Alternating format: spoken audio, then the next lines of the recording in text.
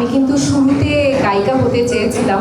কচিকাচার মেলায় গান শিখতাম, আমি ছায়ানটে গান শিখতাম। সো গানটা আসলে সবসময় প্রধান ছিল, তবে আমার গান গাওয়া কিন্তু থামেনি, যদিও সেটা বাথরুম সিঙ্গার হিসেবে জোরে জোরে চিৎকার করে করে গান গাই প্রতিদিনই।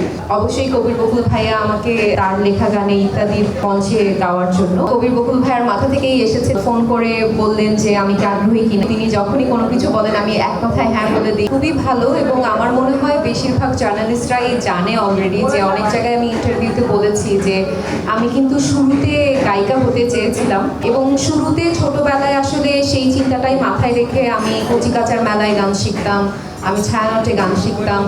আমার গানের প্রথম ওস্তাদ ছিলেন সাধনা মিত্র, এবং সেকেন্ড আমি আমাদের সবার পছন্দের ফেরদৌসারা ম্যামের কাছেও শিখেছি।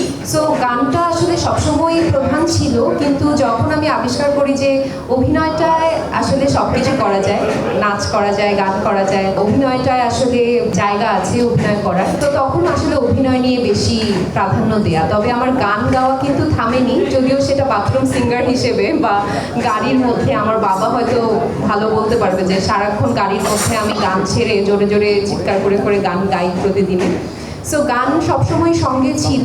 আর গানটা প্রথম আবিষ্কার যদি বলি যে এখন প্রফেশনালি গান গাওয়ার ক্ষেত্রে দুজন মানুষের কথা বলতে হয়, অবশ্যই কবির বকুল ভাইয়া আমাকে সুযোগ করে দিয়েছেন তার লেখা গানে ইত্যাদির মঞ্চে গাওয়ার জন্য। এবং এর আগে কিন্তু আমি আমার নিজের একটা নাটকে আমি গান গেয়েছিলাম, পরাণ পাখি। সেখানে আমাদের ডিরেক্টর কিন্তু একদিন আমাদের আড্ডায় এরকম গান শুনে, মাহিনা আওলাদের কথা বলছি, সো তিনিও কিন্তু আমাকে সুযোগ করে দিয়েছিলেন। আজকের এই মিউজিক ভিডিওটা একদমই প্ল্যান ছাড়া আমি বলবো, আমি এটা একদমই ভাবিনি, এটা পুরোটাই কবির বকুল ভাইয়ার মাথা থেকেই এসেছে। তিনি আমাকে ফোন করে বললেন যে আমি কি আগ্রহী কিনা, এবং আমি সবসময় তিনি যখনই কোনো কিছু বলেন আমি এক কথায় হ্যাঁ বলে দিই, কারণ আমি জানি যে গানের কোয়ালিটি থেকে শুরু করে everything he will make sure. যখন গানটা শুনলাম আমি, আমাকে ডেমোটা পাঠানো হয়েছিল রাফি ভাইয়ার কণ্ঠে, আমি তাকে তখন চিনতাম না, কিন্তু কণ্ঠটা এত সুন্দর লেগেছে।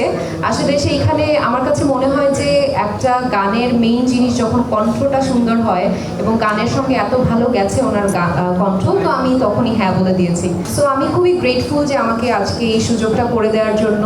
ভ্যালেন্টাইন্স ডেতে তো নাটক আসছে, নাটক সবাই দেখে, এই একটু ভিন্নধর্মী মিউজিক ভিডিওতে দেখবে, একটু নিজের কণ্ঠে গানে আবার নিজেও অভিনয় করেছি, অবশ্যই ভালো লাগছে। আর বরাবরের মতো তৌসিফ মাহমুদ অবশ্যই ভালো একজন কোয়ার্টিস্ট, এবং এই গানেও সে অনেক কোঅপারেশন করেছেন যখন আমরা শ্যুট করেছি। সৈকত রেজা ভাইয়ের সঙ্গে আমার এটা প্রথম কাজ। সে মিউজিক ভিডিও অনেক বানিয়েছেন, এবং তার বানানো মিউজিক ভিডিও আমি দেখেছি আগে। সব কিছুতেই আমার বিশ্বাস ছিল যে আলটিমেটলি রেজাল্ট ভালো হবে, এবং আমি কিন্তু দেখে ফেলছি। হ্যাঁ, আপনাদের আগে মিউজিক ভিডিওটা আমার কাছে ভালো লেগেছে, আমার মনে হয় যে দর্শকদেরও ভালো লাগবে। আর যেহেতু আমি গানের মানুষ না, সো যদি গানের ক্ষেত্রে একটু ভুল ত্রুটি হয় সেটা ক্ষমা সুন্দর দৃষ্টিতে দেখবেন।